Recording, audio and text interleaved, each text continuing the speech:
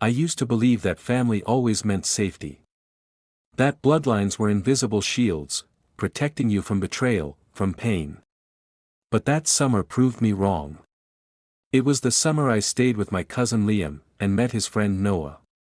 Looking back now, I can see the signs, every smirk, every whispered glance, but at the time, I thought I was simply finding connection. I thought I was being seen. Liam lived in the city, a tall apartment overlooking the restless hum of traffic. He was 3 years older than me, confident in the way people are when the world seems to bend toward them. Everyone liked Liam. He had that careless charm, the kind that made people forget their doubts. When he invited me to stay for a few weeks, I accepted without hesitation. I wanted a change from my quiet college routine. I wanted to feel alive again. The moment I stepped into his apartment, I was greeted by noise and laughter. Music played low in the background, the air thick with cologne and chatter. That was when I first saw Noah. He was leaning against the balcony door, his hands tucked into his jeans, sunlight tracing the edges of his face. There was an ease about him, something both grounded and magnetic. Liam introduced us casually. "This is my cousin, Ethan. He's staying with me for a bit." Noah smiled and said, "So you're the famous cousin I've heard about." His voice was soft, teasing, but not unkind. Over the next few days, I saw more of Noah than I expected. He'd drop by in the evenings, always with that same half grin, always asking the right questions. "What's your major? Do you like the city? Ever been in love?" That last question had made me laugh awkwardly. Maybe once, I admitted, though I wasn't sure if what I'd felt before could really be called love. He just nodded, eyes distant, as if storing that piece of information somewhere secret. Liam noticed our conversations but didn't seem to mind. Sometimes he'd join us, sometimes he'd disappear into another room, leaving us alone on the balcony.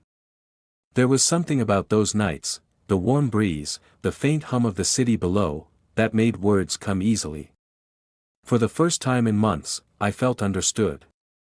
Noah didn't look at me like I was fragile or lost. He made me feel normal. Seen. Human. But even then, there were moments that unsettled me. Once, I caught Liam watching us from the kitchen, his expression unreadable.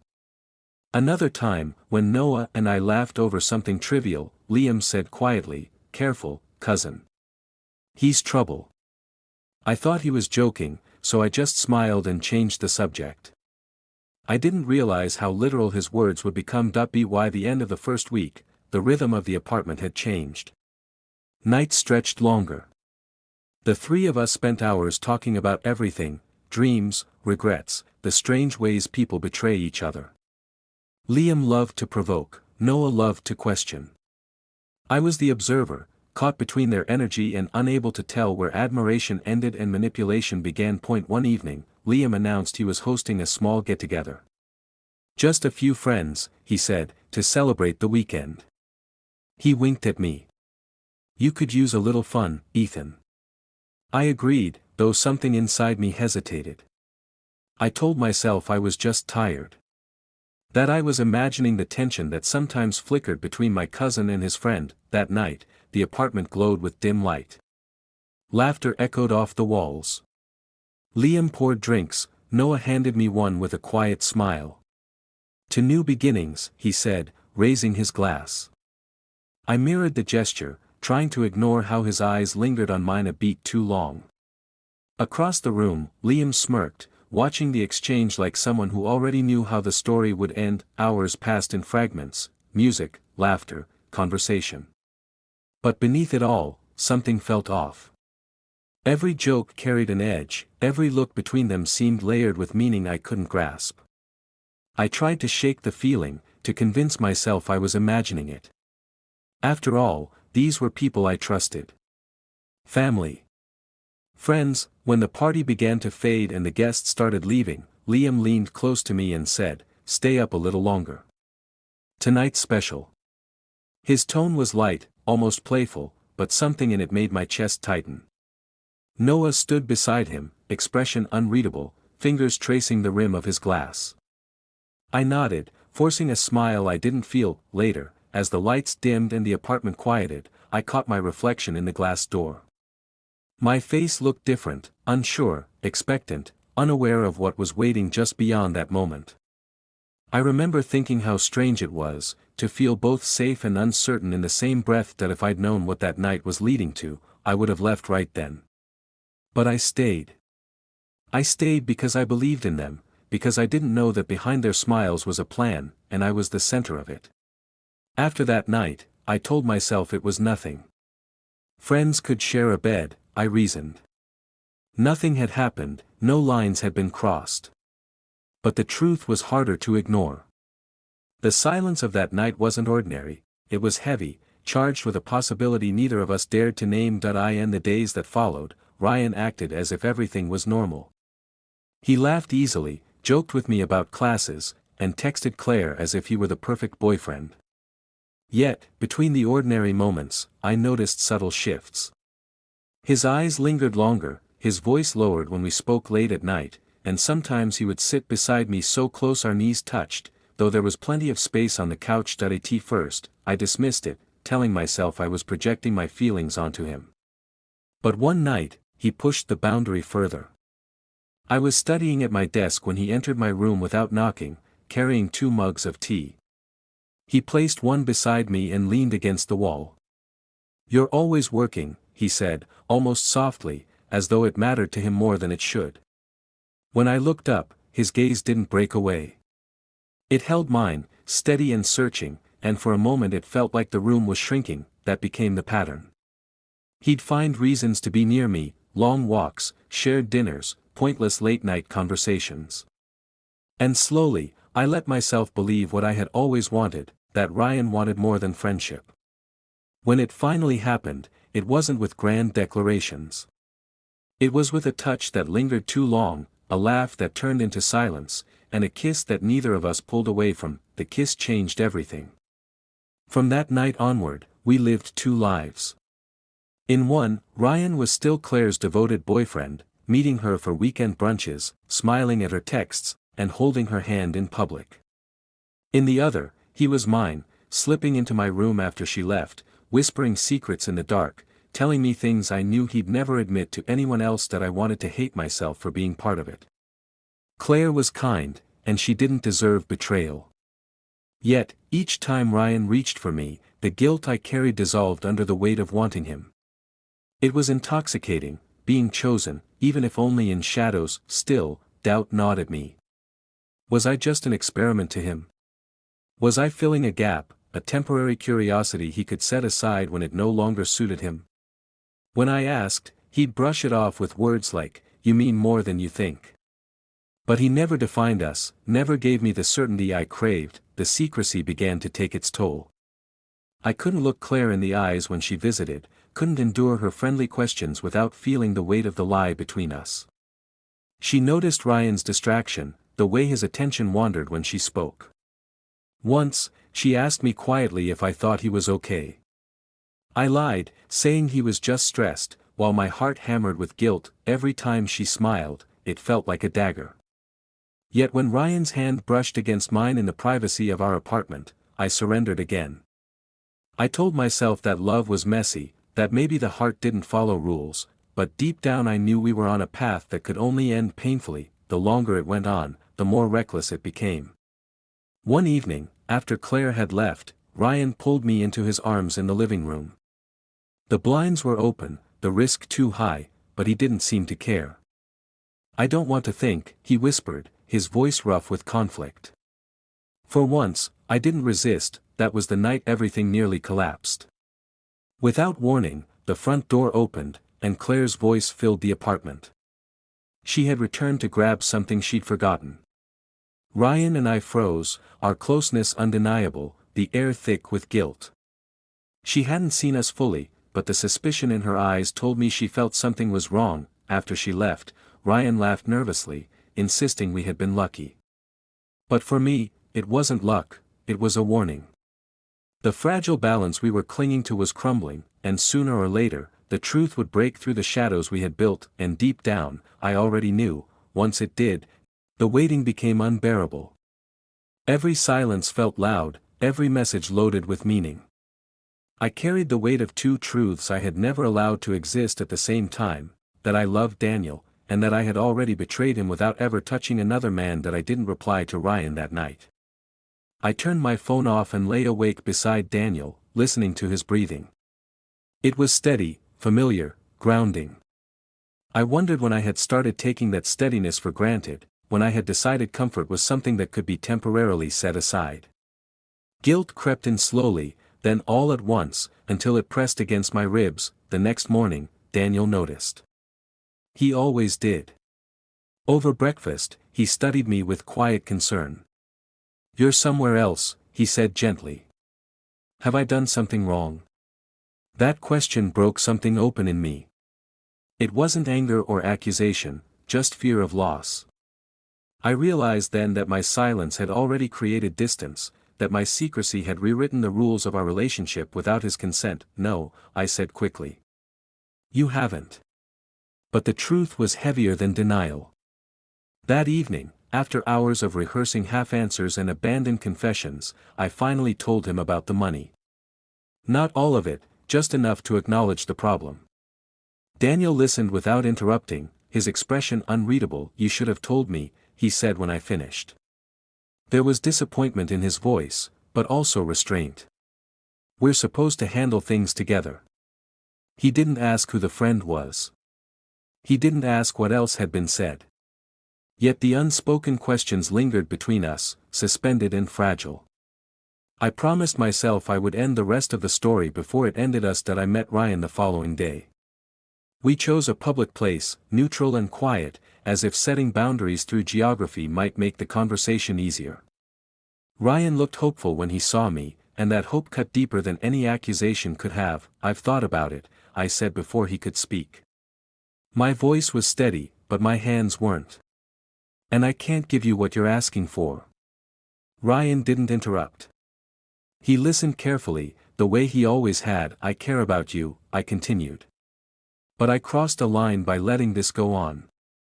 I'm in a relationship, and I haven't been honest, especially with myself."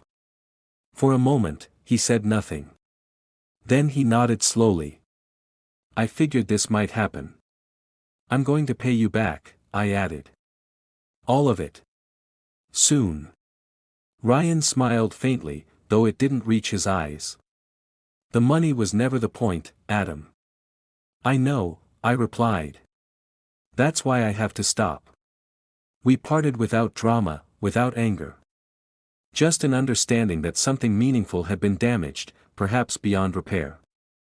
As I walked away, I felt lighter and lonelier at the same time. At home, the atmosphere with Daniel was cautious, tentative.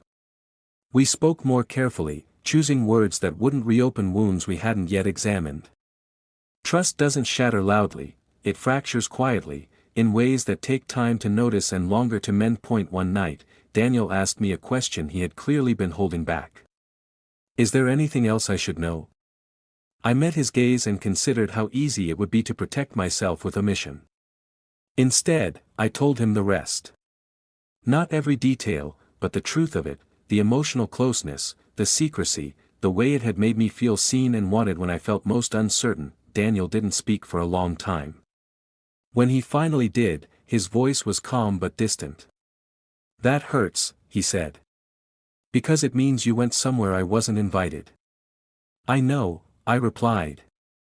"And I'm sorry." He nodded slowly. "I need time."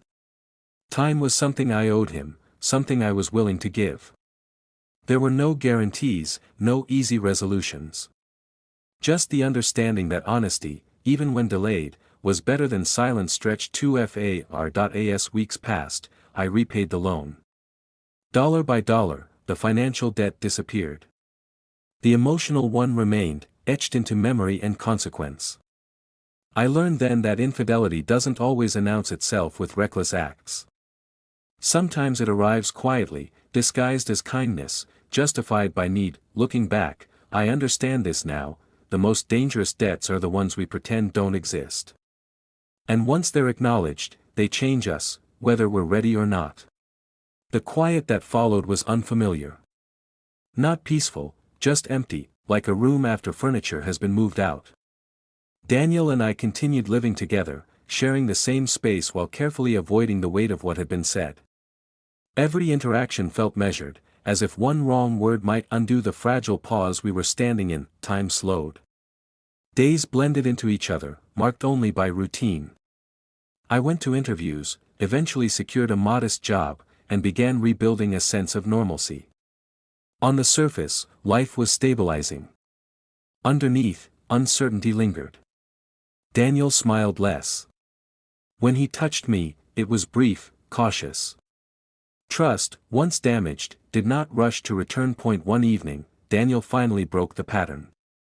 We sat on opposite ends of the couch, the television playing softly in the background. "I've been thinking," he said. "About us." I waited, resisting the urge to interrupt. "I don't think you meant to hurt me," he continued. "But intention doesn't erase impact." His words were calm, deliberate. "They carried more weight than anger ever could." "I know," I replied. "And I don't expect forgiveness just because I admitted the truth." Daniel nodded. "I appreciate the honesty. I really do. But I need to understand why you didn't come to me when things got hard." The question forced me to look inward. "Because I was afraid," I said after a pause. "Afraid of being seen as weak. Afraid of disappointing you. And when someone else made me feel strong again, I didn't stop it." Daniel absorbed that quietly. "That's what hurts," he said.